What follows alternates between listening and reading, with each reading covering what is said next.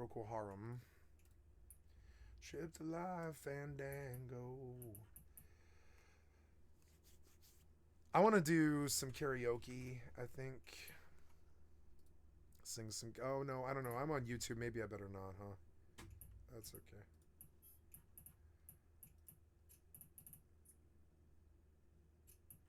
Like, I meant karaoke as in, like, actual karaoke, but I can sing, I guess. I just can't put the music in the background, right? So let's hear a whiter shade of pale. Lighter shade of pale, right? We skipped a live fandango. Turn cartwheels across the floor. I was feeling kind of seasick. The crowd called out for more. The room was humming harder as the ceiling flew away. My voice is harsh. When we called out for another drink, the waiter brought another tray. I can't do it without the music. I'm not going to. That's such a good song. But anyways, Procol Harum. And we're going to put mining drones in there. Oh, the Fed Navy gobs that I lost today. I've got 8 parts in low sec that I didn't lose, though, which is good. Can't take 8. Got to take 3 of those out. Or, yeah, 3 of those out, yeah. 3 of them. Yep. And then we look for mining drone to sort by name, and we're looking for mining drone 2s. I don't have them. That'll be a bit more money. It's kind of annoying. Mining drone 2s. Yeah. Mining drone 2s. They are expensive, but not bad, actually.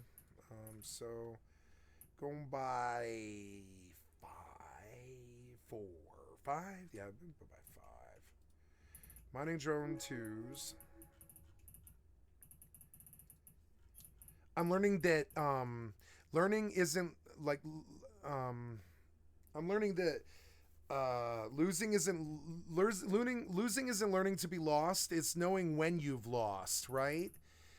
It's like you can feel bad that you lost, but you have to have this overall view of it. Like, did I really lose today? The amount of fun that I had, was it worth it? That kind of thing. Loss is relative to what your experience is with it. It's kind of crazy. It's hard to describe, but it's definitely like I'm enjoying the losses that I'm getting lately, because they make me strive to become a smarter person and do better. And I like the motivation, and I do things smarter. I go cheaper. I feel like I got like every last penny out of that ship. Every last penny. I'd had it for so long. Yep. I don't need this many though. I mean, I don't know. Maybe I do. It's not like that. It's that. I mean, yeah, that's fine. That's good. That's good enough. In the mining holds is 16,000, which is pretty good. The fitting is a bit weird. It's like a PvP gank fit, but we're gonna try it. I want to go to holes and fits, Procol Harum. Yeah, this was good. I even like. Yeah. I even. Oh no, maybe I can put. Yeah, what was in the? I forget what I had in the. I want what I had in the Mackinac, which was these modulated strip miners twos. I actually fit wrong. I bought strip miners, but I don't need them. But that's okay. What we do need is modulated strip miner twos. They're expensive. We're gonna buy 2 of them. Modulated strip miners twos. We're gonna fit those manually. Right. Yep. Modulated strip miner twos. Where are you? You are here. So.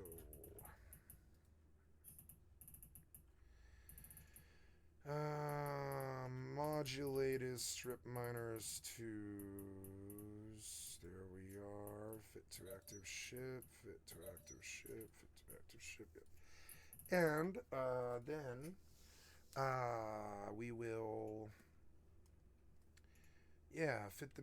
Now we're gonna fit the rest of it except for those. I wanna put offline, or not put offline, but I wanna unfit.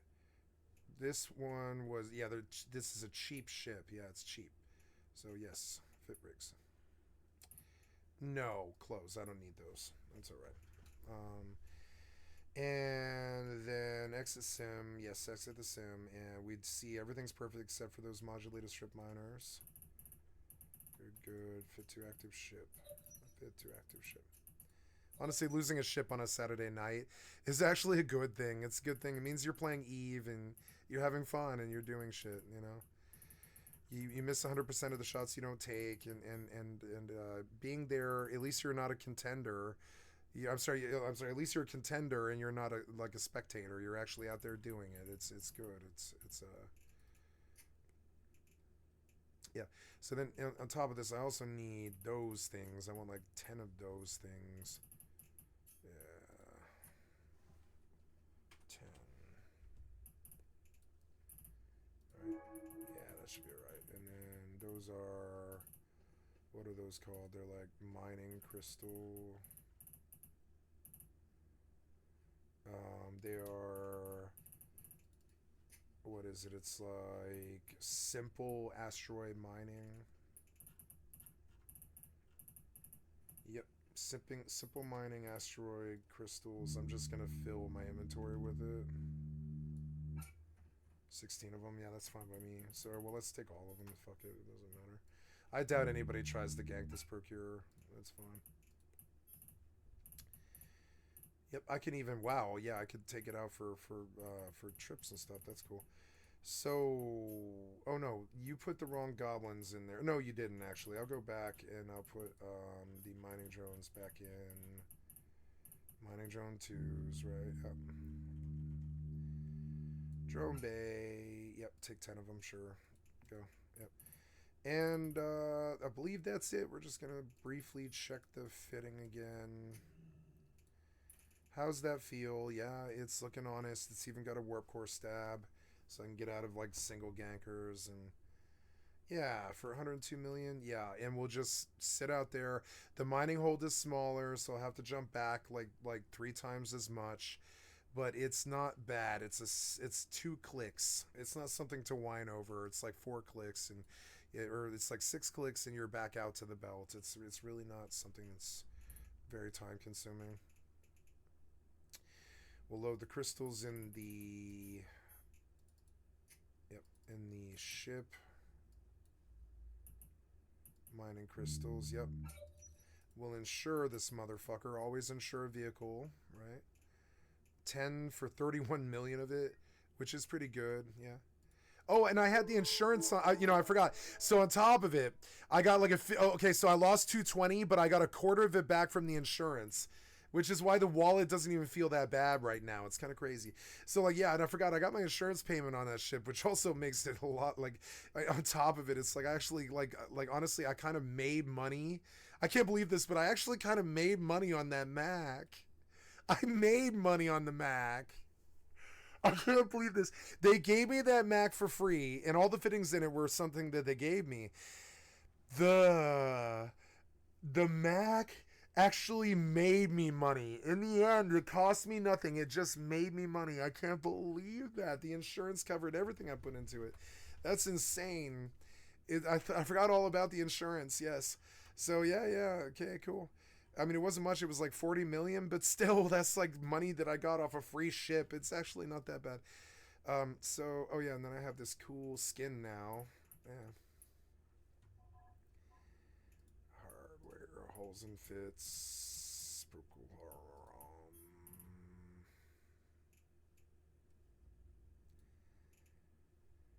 Yeah.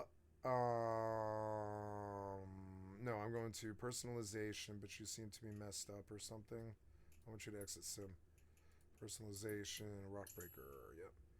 Cool. There it is. So okay, now we're going right back the fuck where we were.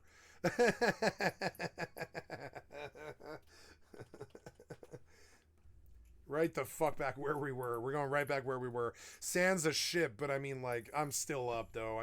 I'll be up in the end. I'll be in 3 days. I will have paid for this in spades. It's this how you have to view it. You have to spend money to make money. Occasionally, some gangster thug crew like targets you. It happens. It's it's fine. Look, I can autopilot safely in this motherfucker because nobody's gonna do shit to this thing. I mean, they will, but not really. No, not really. Warping to Stargate. Greetings.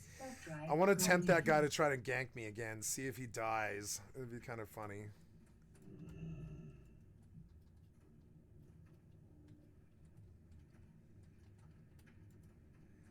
I like being smarter than all these people combined, kind of. It makes me feel really good. You can just like, it's funny. You can turn a loss into a win in your own mind if you want, but you can also think about all the reasons that it actually kind of is, and then you realize, like, yep. From Vietnam, these were the Giga Chad farmers who knew all the best strategies to farm gold in the game. Because back in these days, you couldn't just find all the information out on YouTube. The more important part. Back then people would have to like pay for guides and stuff like that too. It was like a totally different thing because like people couldn't make money on YouTube naturally, so they had to like paywall stuff to like make money doing it. That was the contributor forum, helped people find different kinds of gold farms to help out with their current situation. I'm gonna invest in a new pair of pants, maybe. I did farm with a lot of people from not Taiwan, South Vietnam, I believe it was.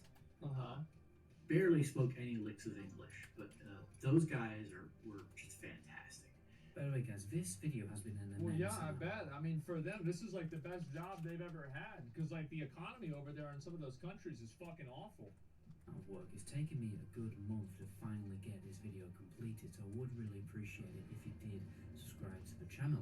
I also like to give back to people who do subscribe to the channel, so if you want to know how to remaster the graphics in Classic WoW for the hardcore WoW launch with a really clean UI also, or you want a spreadsheet with the best weak horrors and add-ons for parsing for every single class raiding in Wrath of Lich King Classic, then all you have to do is check out the description of my subscriber only trailer. We then went to talk about how much gold he was making at his absolute peak and what the value was. It depended on expansion. During Wrath of Lich King, I moved around 300,000 gold per month. At about Jesus, bro, that's more than the gold cap. Holy shit! About between $20 and $23 per thousand. Autopilot So jumping. about between, let's say between $2,000 to $4,500 per month, depending. $2,000 to $4,000 a month back in Wrath. That's actually pretty good. When I moved it with. Again, adjusted for inflation, this is $3,000 to $6,000 per month. Oh my god. We also began to talk about how the value of gold began to deflate massively towards the end of Wrath of the Lich King. This was largely because more and more people like Red Mage were getting in on the hustle and selling gold, therefore the gold had to keep on getting undercut. It actually deflated to $15 per 1,000 gold at the end of Wrath, and by the end of Cataclysm it was $7, and then by the time WoD turned up, you were lucky to actually get $1.50 per hour of farming gold. Yep, that doesn't make it doesn't surprise me. It makes sense. Back then, because you had the garrisons printing all the gold, that's what it was. So it's like, how are you gonna get people to pay for that if you can just get it for free? I mean, fuck. No. Yeah, I mean, I think that makes a lot of sense. But there was another problem in the gold selling world that was making the gold so cheap. And it's interesting to see how gold farming and selling has evolved because of this practice. Obviously, I'm talking about botting. Oh, yeah. I guess that's true too, yeah. Because like you got to think back in the day, Marquis Dragon, holy fuck! I love Marquis Dragon. Yeah, this guy had all the botting guides, the cheating guides to like every game that came out in 2005.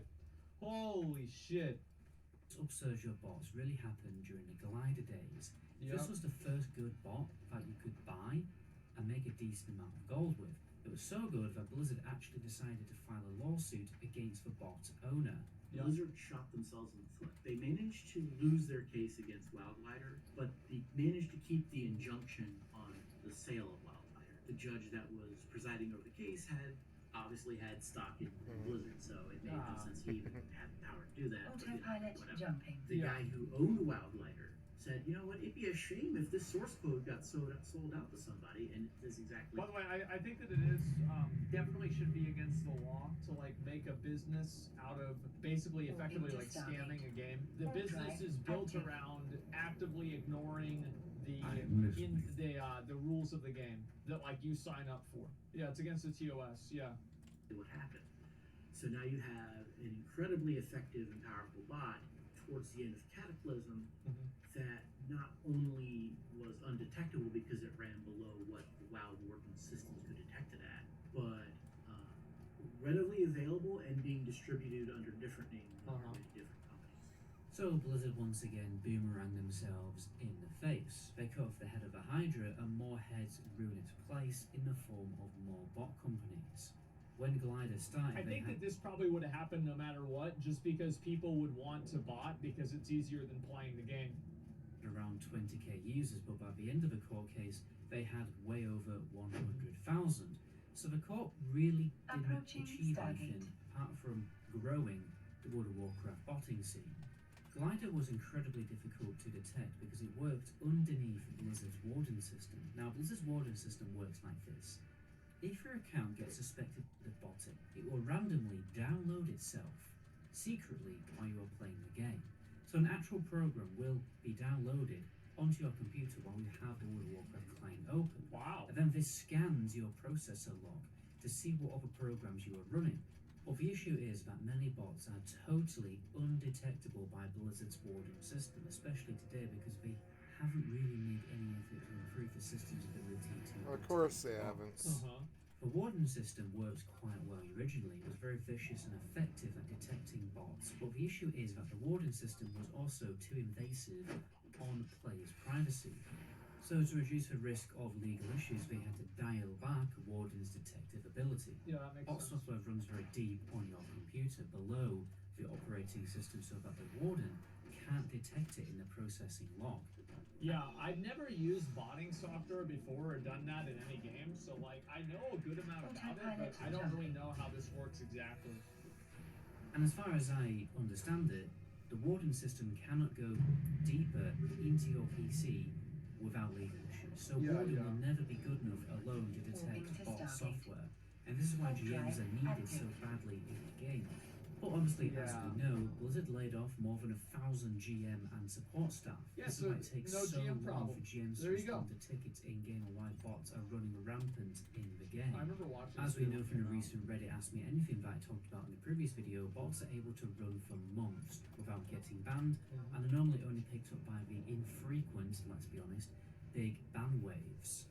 Red Mage actually came quite close to getting banned because he had a close encounter with a GM, something that just doesn't happen anymore. What the There was fuck? a GM occasionally turning invisible, following me around Wintergrass, and I stopped and I looked up and I knew he just reappeared and disappeared from, and I said, "Okay, come out." And he popped in and I'm like, "Well, why are you following me?" He's like, "I suspect you of botting," and I'm like, "Can a bot do this?" And I flew over and I saw another alliance, and I ordered my kill squad to kill him because he was competing with me. They killed him, and he's like, "Oh, you're not a bot," and I'm like, "No, Sherlock." And this is what is currently missing. Oh, I think he was multi-boxing. That must have been it, because like the kill squad, yeah, I think he's probably multi-boxing or something. In the game, GMs actually doing stuff. Red Mage knows how to find and detect bots. He can go anywhere in the game and find one within 10 minutes. He then told me an interesting story about somebody exploiting and getting away with it in Cataclysm. So then why can't Blizzard do it? And he was a level 7 orc that was teleport mining around zones in Cataclysm. Right? At level 7. He did not get banned using this teleport exploit until the end of Warlords of Draenor. What? Oh my god! You always kind of wonder if you see something.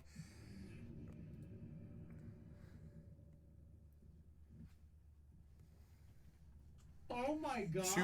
Two expansions. This guy was teleporting between mining nodes for about 5 years and he didn't even get banned. And this is how bad it was back How in hard the is days it when to they catch stopped dying. that? Imagine how bad the situation is now with even Jesus. less GMs. We We also know that the PvP scene in FFXI Classic is Moving to totally corrupted Stargate. with hacking tools and Warp win drive trading, active. and nothing is being Oh, done yeah. about it. We'll make an exclusive episode about that in the future also. Yeah, apparently Wrath of the Lich King is full of cheaters. I Yeah. don't know exactly Oh yeah. why or how this happened, but it's I'm extremely sure. popular. So, one question people are wondering is how do people avoid getting banned by selling and buying gold? Well, to be honest, it's actually very simple. There's a reason why Red Mage sold gold for 10 years without getting banned. One, you do it smartly. You don't trade a truckload of gold on a low-level character at 2 o'clock in the afternoon.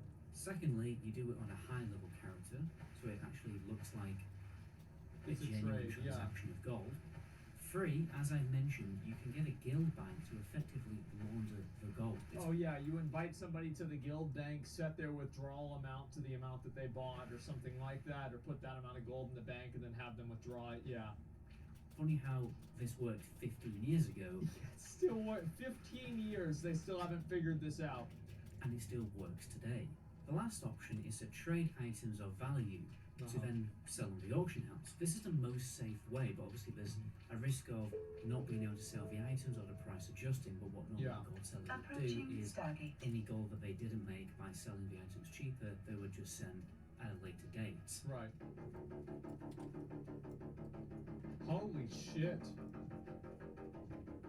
One thing I've been personally very curious about is how these gold sellers stay on the right side of the law when it comes to paying the tax man.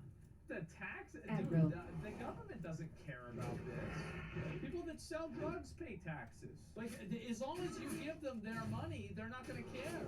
And is it even against the law? Well, just from doing some basic research, it isn't actually against the law to sell in-game currency in a video game. So Red Mage was able to just set himself up as a self-employed person, do a self-assessment form, and you're good to go as long as you pay your taxes.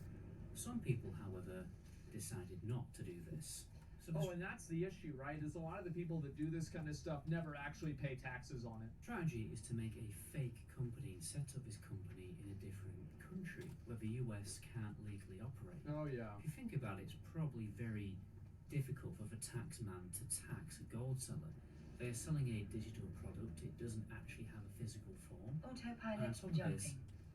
It's a Aggro. virtual makeup for health. Secondly, the world is run by boomers who struggle to even understand what World of Warcraft is. Yeah, they're never gonna figure this out ever. A good real life example of this from Moving my to personal Stargate. life is when I have Warp to write drive what I do active. for a living when getting car insurance. Strangely enough, YouTuber or content creator isn't in the database. The company that Red Mage originally sold gold to got into a lot of trouble for evading tax by making a shell company. Shell companies? Oh, absolutely. MMO got the first company I worked with. They got in trouble with both the IRS and the Federal Trade Commission for doing such a thing. Jesus. They created a shell company in, I believe it was South Vietnam, to offload most of their sales to.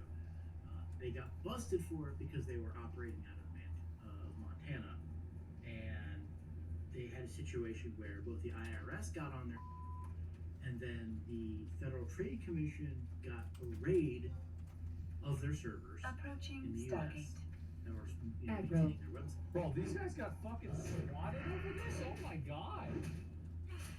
Look at this. This is crazy. And The FBI is within like a involved. week, Look at this. like their backup servers, within a week, that company was entirely gone. The last I heard, the person who was operating that website did I think about 3 years for tax evasion. I don't think the Aggro. grandma did anything because she was like 85 and just didn't want to deal with her health. This company also had a bot farming enterprise working in-house, but Yeah, back sure. these days, most of their gold did actually come from manual farmers. As the price of gold began to depreciate, the gold selling companies had to look for new strategies to get gold, and this is when the practice of keylogging entered. Yeah, see, this is like another thing. Is a lot of the ways that like gold farmers make money is by just logging and hacking accounts, because then the players just get all their stuff back whenever they recover the account. Game. This actually happened to me personally a few times back in the day. It's the reason why the Blizzard Authenticator became a thing. What would happen is, Autopilot first of all, you get an jumping. email that looked like it was Got from it right Blizzard. and just from opening the email, this would install the keylogger onto your PC. Yep. Either that or you buy a game key from a dodgy website, and this would then track what you are typing when you log into your World of Warcraft account or other accounts, and then that's it, game over. They have full access to your accounts. A certain point after like the gold started hitting down around the $5 mark per thousand, a lot of companies started realizing it's much easier I have the finest wires in the to land. see who they can catch and loot their account for everything it's worth than it was to, just have some Be regular good. dude working at a desk job farming gold all day. And the thing is also, like, a lot of the people that this happens to, they just recover their account and they get everything back. It's not even an issue. Yeah, happened to me. That happened to you? Gold stealing Holy shit. is Yep. absolutely a problem. It still is a problem to this day, although the botting is more of an issue than just flat theft. Although Red Mage didn't actually bot himself, he had many contacts in the industry who did on a large scale. Very much from the dawn of time, you've always been able to run a bot consistently for 2 to 3 months before you get banned. Now, Yeah, I'm not surprised about that. Red Mage's theory on this is that Blizzard have always done this intentionally to farm a little sub money on top of the money needed to buy the Oh game, my and furthermore, God. to increase the amount of money that they can make in the future with the WoW token. I He mean, also, the thing is, that could be true. I mean, I can't imagine, like, I mean, it's, fuck. I mean, it's Blizzard, so who knows? to confirm my theory that gold farming companies will reverse engineer the bots that you can find online with their own software engineering staff, and therefore no longer have to pay the monthly fee for the bots on other websites. It's pretty simple basically. They can employ a freelance software engineer to reverse engineer the bot, and there you go, they have their own bot that they can operate in-house without any fees. Towards the end of the interview, we talked about retail WoW and how the WoW token in the long term has changed the gold selling scene. Has it truly reduced and Oh my god, look at all that stuff! Holy shit! All diligent farmers. really reduced and ruined the RMT process like Blizzard claims it does? Well, to no extent it hasn't. Okay, not only can you actually now buy game time cheaper by purchasing WoW Gold on third-party websites than buying a WoW token Autopilot to jumping. effectively play the game for half the price, it has also severely reduced the real money value of Autopilot gold. disabled. Yeah. Now 300,000 gold costs $11 Warp on drive retail active. WoW. That's a lot of cheddar for such a small amount of real money. Yep. And it's the direction that Wrath of Lich King Classic is now heading because they've got the WoW token in the game. All that really needs to happen is the gold sellers now have to undercut the WoW token, and therefore they have to run more bots on their PC to continue making the same amount of profits. And now with virtual machines, this honestly just isn't a problem for gold sellers at all. Yeah, it's They- also because, like, running the game isn't that hard, right? Because, like, it's fucking RuneScape or World of Warcraft. So you can run, I don't know, probably like 10 virtual machines on one game. On one computer. Yep. Just have to make a few changes to increase the amount of gold they are farming. I could go do all this stuff. My mind naturally takes me to all these steps and how you could do it. But I'm just not a dark sider like that. Not in not in the places that I actually care about. No. In any shape or form. Yeah. Effectively, Blizzard is setting by using the token, setting a price minimum, Yeah. and all the bots have to do is be below. Your skill has increased. Well, yeah, but I think that the more below it you are, the more you're going to sell. Because, like, you know, buying something for 10% less and then risking your account isn't as appealing as buying something for 50% less and risking your account. At this point, it is just painfully obvious that the WoW token is in the game purely to make Blizzard more profits. Oh, And yeah. what's even more stupid is now that they're making more money with the WoW token, obviously more profit, they're then not spending this profit on GM support. People will argue that, oh, well, Blizzard's technically not selling gold. Aggro. They absolutely are. There's no way for us to, for a player or a person to track if they're putting tokens up there themselves. We don't know the algorithm it uses to calculate. So this dude thinks that they're selling the WoW tokens. Blizzard is the one that's making the WoW tokens. I kind of don't think so, but who knows? It's price. Who knows? We do not know a lot of factors in how that is operating.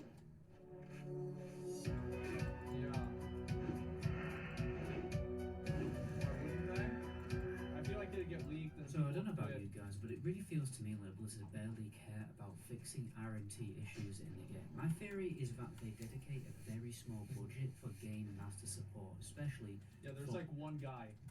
Wrath Classic. They are only doing the bare minimum to ensure that the situation doesn't become ludicrous to the point where bots never get banned and the economy goes out of control.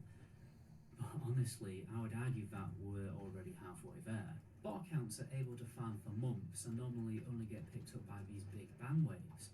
And it's got me thinking, why on earth are these big ban waves not happening once a week instead of only every few months? Blizzard says that the reason why they don't do ban waves all the time is because they don't want people doing A/B testing and figuring out what exactly is triggering it, so they can change the bot. But the problem is that if you can make money botting and you know that the account is profitable, the amount of money that you can make is just the amount of money of accounts that you can make yourself. So I think that doesn't really work. If it's a financial issue, then Blizzard just need to come correct and spend the money to employ GMs to find the bots and get them banned. The shorter a bot's life, the less profit they will make. They have to consistently ban bots fast enough in order to make the business unprofitable on a large scale. Then we'll just be left with idiots who use bots for personal use rather than companies running multiple computers with hundreds of bots purely for the sake of making a weird financial profit. Yeah, I mean, and those are the worst ones, right? Because that's where like 90% of the bots are, is like people with companies that are doing it, and they're running like 500 bots. Not just like one guy who's botting Warsong Gulch. It's also extremely cringe when they announce in a blue post that they've had an account wave. It's like a child trying to get approval for a little scribble they've done in class to get stuck on the fridge. Like, off, bro, seriously. They shouldn't be banning accounts once every few months and expecting us to be impressed. They should be doing big ban waves weekly to purge them out of the world. Well, it's like what I've said before. If you can make your money back with the bot, the amount of money that you can make is just it's a matter of an algorithm, right? It's just simple math. But like, if you're making your money back every time that you start botting, why wouldn't you keep botting? I don't think a bot should be able to function for longer than a few days without getting banned.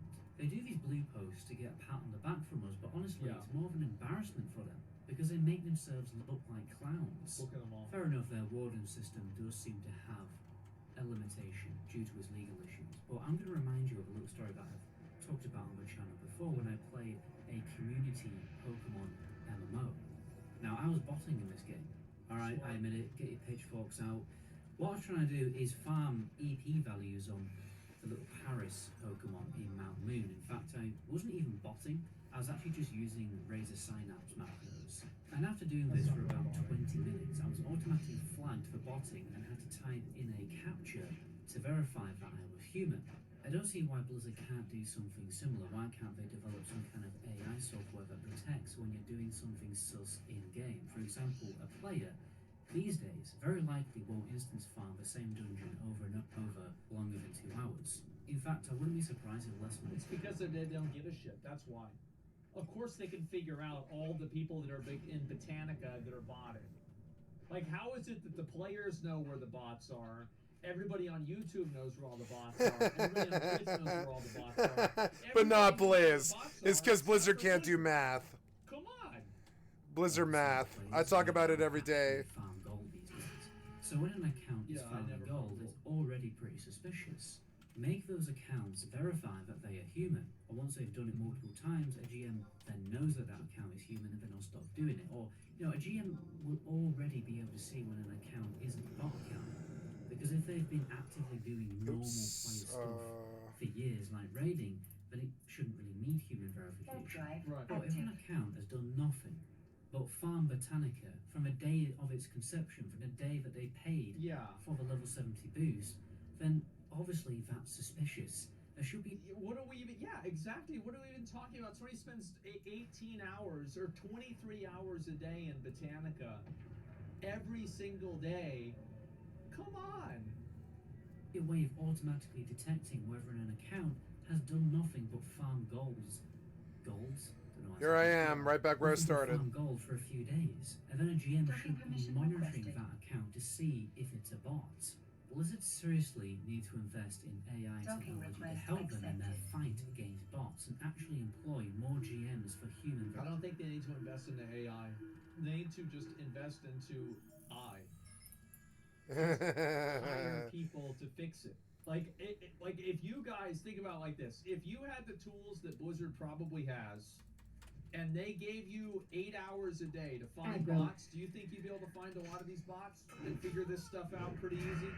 Because I think I would. Verification, especially before gold farming companies start investing in AI technology, because they definitely are. Of course. Another big issue is how RMT selling isn't against the law.